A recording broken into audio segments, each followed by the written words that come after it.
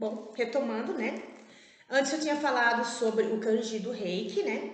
E sobre o fundador da terapia, a sua busca durante 21 anos para conseguir a iluminação e a descoberta de como conseguir a cura através da imposição das mãos.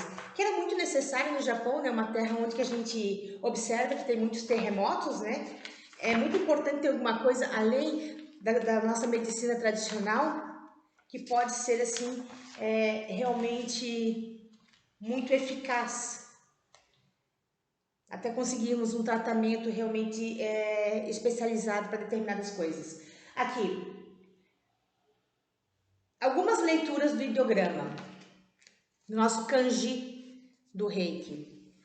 Chuva maravilhosa de energia vital, chuva milagrosa que dá vida. Porém, é mais do que isto. Esta energia maravilhosa terá de ser vivenciada. Quem não consegue vivenciar, quem não consegue sentir, não será um bom reikiano, não será uma boa reikiana e muito menos um bom terapeuta. A comunhão de uma energia superior com uma terrena, porém, que se pertence mutuamente. Antigamente, certo? Eles até proibiam de mostrar os símbolos para as pessoas que não eram iniciadas.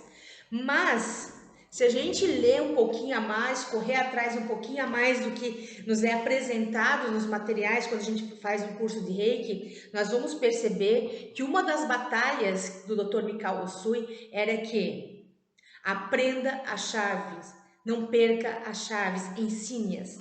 Então, quando o Dr. Mikao Usui desceu o morro, ele desceu muito apressado e eufórico, imagina, né, depois de ter acontecido tudo aquilo, ele tropeçou, torceu o pé. E aí, como é que ele ia descer aquela montanha sozinho com o pé torcido?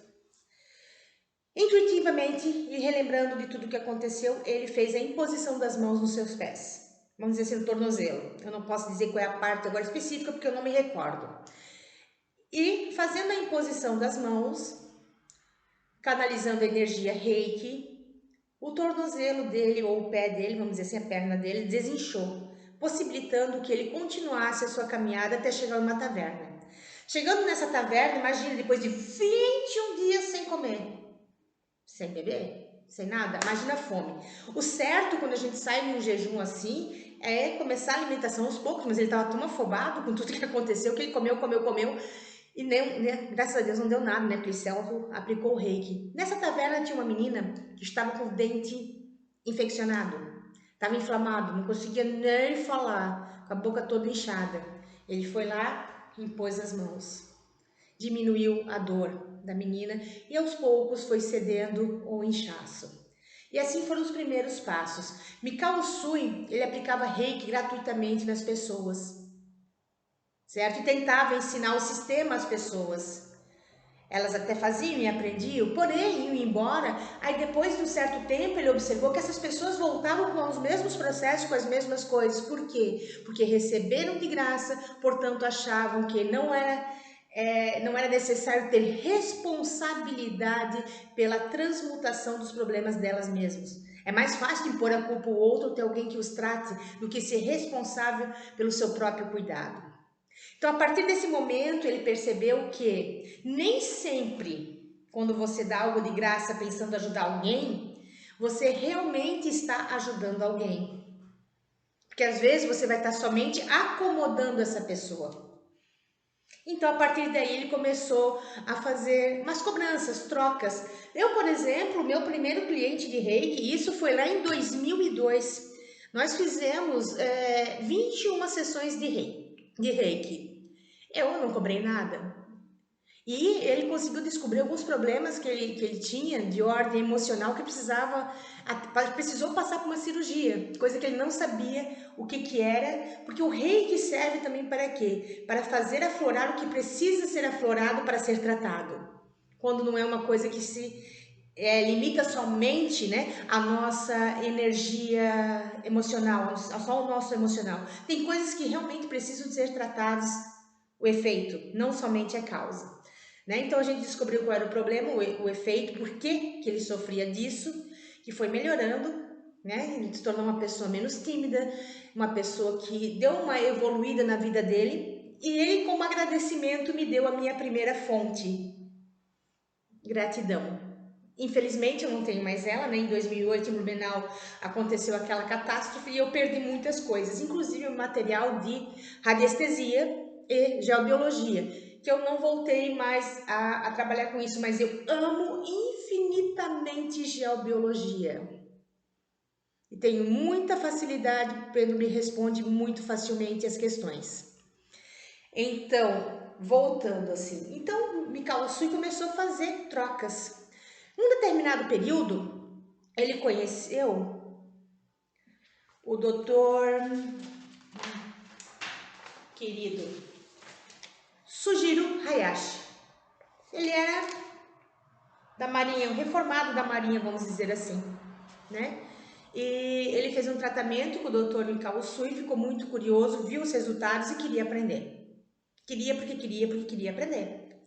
Então, como era comum lá no Japão, é muito mais fácil eles ensinavam homens, né?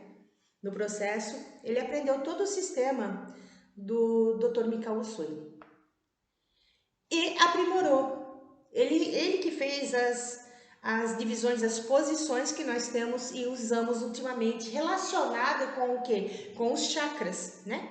Que é um conhecimento muito antigo, né?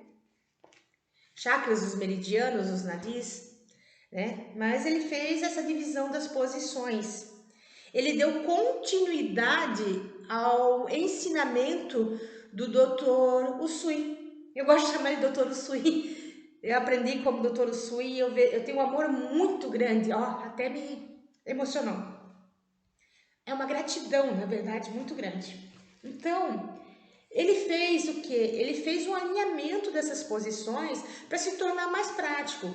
Por quê? O Dr. Usui, ele fazia o Kokai dele, né, o tratamento, né, fazia o Shiryo, que ele pedia, né, se concentrava e pedia que a energia fluísse para o bem maior do paciente. Por quê? Porque nenhum reikiano pode intencionar nada. Porque a energia não é a sua ki que vai trabalhar, é a sua energia rei. E o Todo-Poderoso, o Universo, seja lá como é que você queira definir, ele sabe o que é melhor para a pessoa. E às vezes, por mais estranho que pareça, às vezes uma doença faz parte da cura da pessoa. Porque a pessoa só vai olhar para si mesmo e perceber qual é o comportamento que está a tornando adoecida a partir dos sintomas dessa doença, senão ela vai continuar assim a vida inteira e só assim ela se modifica. Então, ele fez esse processo, abrir uma clínica. Com o passar do tempo, surgiu a nossa querida e amada, eu chamo ela de Madame Takata, certo? Uma senhorinha muito delicada, responsável pela fundação das escolas que nós temos aqui na América, certo? Nós temos, uma escola, ela fundou a escola, passou para os filhos dela, que se dividiu e formou duas outras escolas. E a partir daí, os terapeutas são interligados a essa linhagem. Claro que há os terapeutas independentes também. E ela tinha um problema muito sério, ela estava com alguma coisa na vesícula, não sei se era pedra na vesícula, alguma coisa que causava muita dor. E ela foi tratada lá naquela escola do Dr. Hayashi, né, com os métodos do Dr. Usui. E passou-se um mês, ela internada lá, ela melhorou totalmente dos seus sintomas, ela ficou muito encantada com isso. Como que somente fazendo o tratamento com as imposições da mão, claro que teve uma limitação toda específica que vai auxiliar também. Nós sabemos que para equilibrar os nossos chakras nós precisamos ter uma alimentação saudável, tomar água pura, estar em contato com a natureza também, certo? Então, ela foi curada e ela porque queria aprender o método, mas eles não ensinavam mulheres no Japão. Olha a situação que o Dr. Hayashi estava. Então, o que ele impôs para ela? Seguinte, já que ela insistiu tanto, eu te ensino. Mas você terá que me pagar, vamos dizer assim, eu não sei qual era o valor do nome do dinheiro lá do Japão na época, se é o mesmo de hoje em dia, tipo assim, $1000 para o mestrado. Para que eu possa te ensinar a ser uma professora, aplicar o sistema e ser uma mestra professora de Reiki. Ela voltou para os Estados Unidos, onde ela morava, trabalhou, se esforçou e depois de um tempo ela retornou à escola para falar com o Dr. Hayashi com o dinheiro. E assim ela foi iniciada no sistema.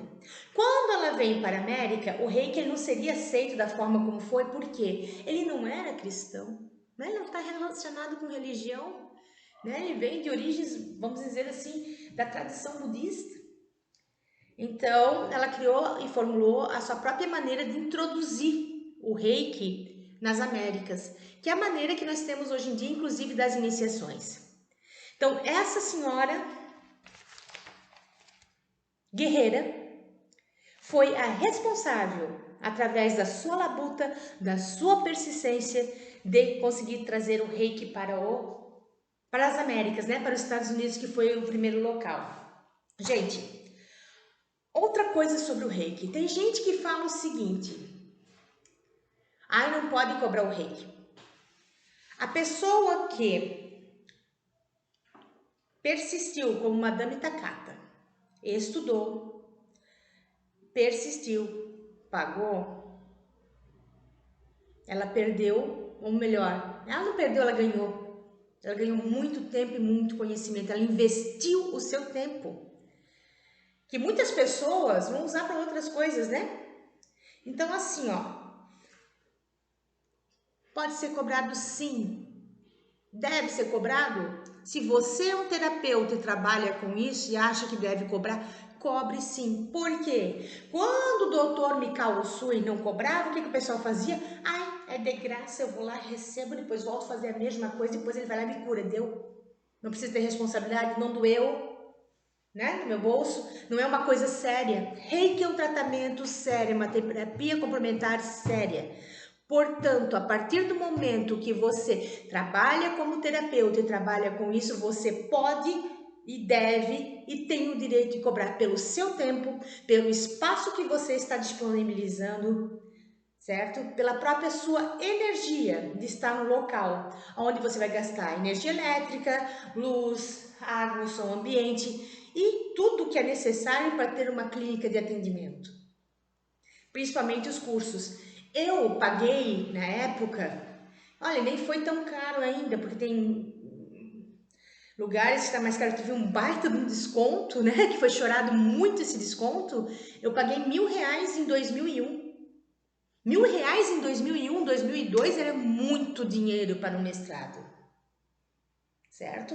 Fora os outros que foi pagando, era nível 1, o nível 2, o nível 3. No sistema Usui é nível 3 e pronto. Foi dividido em 3A e 3B, por quê? Porque o conteúdo é muito extenso e tem gente que realmente quer somente ser mestre de si mesmo, para se transformar, e não mestre do outro, né? Ou professor do outro. Na verdade, ninguém é mestre de ninguém, né? Somente de si mesmo. Se a gente analisar, o único mestre que a gente tem nessa terra agora eu vou envolver um pouco de religião, porque a minha fé é Jesus Cristo, né? Então, esse é o mestre dos mestres.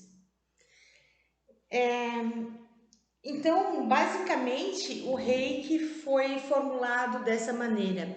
A partir do Reiki, o Usui, que foi da escola que ele criou, que era Escola de Reiki Usui, eu esqueci agora, Ryo? Deixa eu ver. Pior que eu não coloquei aqui não. Às vezes eu não coloco.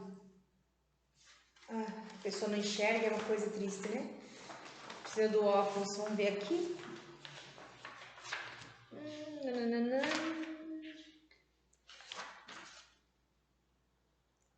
O que?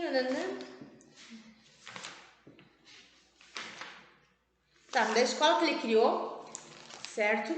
Até agora surgiram várias vertentes, mas a base principal é o Reiki Usui, tradicional. O tibetano é interessante porque, querendo ou não querendo, uma das bases das cidades que continham o ensinamento que já tinha sido perdido, que toda a humanidade já tinha esse ensinamento, era o Tibete, na Índia, no Egito, certo? Então, Surgiu o Reiki Usui tibetano, Seikin Sekhen, o Karuna, deixa eu ver o que mais, Teramai, Shambhala Reiki, Pulse Reiki, Dragon Reiki, muito interessante esse, eu gostei particularmente muito desse, que tem suas energias diferenciadas. O do Karuna é uma energia muito compassiva. Então, assim, para você ser realmente um reikiano, você precisa ter afinidade com essa energia e a coragem de olhar para si mesmo e mudar o que precisa ser mudado. Dificilmente pessoas que não conseguem encarar a sua própria realidade se dão bem com essa energia, porque ela vai trazer à tona tudo o que precisa ser trabalhado. Continuamos no próximo vídeo, senão vai ficar muito longo.